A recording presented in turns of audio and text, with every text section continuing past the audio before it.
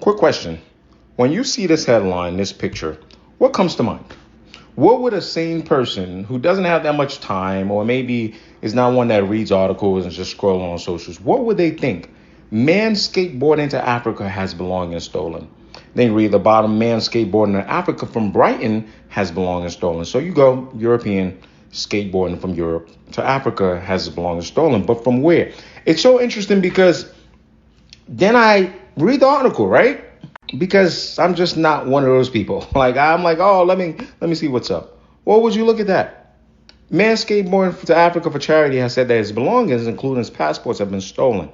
All right. He said, as I highlighted, that it happened while he was camping in France. You know what someone like me starts thinking? Did you make an honest mistake? Did you want to rage bait? Did you want to get more traffic to your article?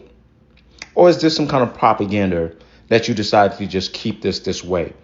And even if, let's say, you didn't have any ill intent, you just wanted to get people intrigued to want to click the article, you have to be aware of the consequences of this. And I'll show you something here.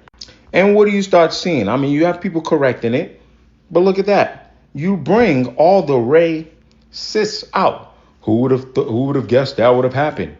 He'll be fortunate if that's all he loses. What a big news. It probably happens every day and everywhere, not just in Africa. Okay, I'll give BBC another out, right? Maybe it wasn't on purpose. Maybe it wasn't propaganda. But you know what I know it is? It's part of that same thing that people are arguing against as well, right? Because, and you know what other thing I'm talking about? DEI, diversity, equity, inclusion. I don't think an African would write this, send it up to the editor and go, yeah, this is good to just throw up on the internet as though it wouldn't be a bat signal for racists.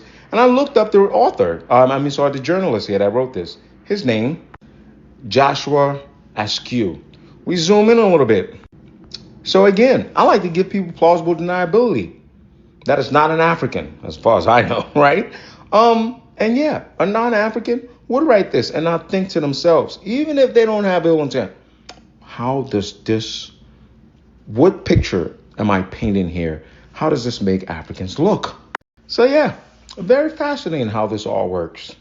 Very fascinating. When you're younger, you think people are just chatting about the power of propaganda, media control, and things like that. And you watch it happen in real bleeping time. And then I'll put another onus, because I know some of y'all are going to argue that, on what the responsibility of the audience is to open up and read full details of the article. But I then will present another question to BBC. If you're writing a story generally to try to get this man his items back, would two more words have hurt this sentence? Man skateboarding to Africa has belongings stolen in France. Would it have hurt, or would it have helped raise more awareness if you truly wanted to get this man's belongings back? That's something to think on.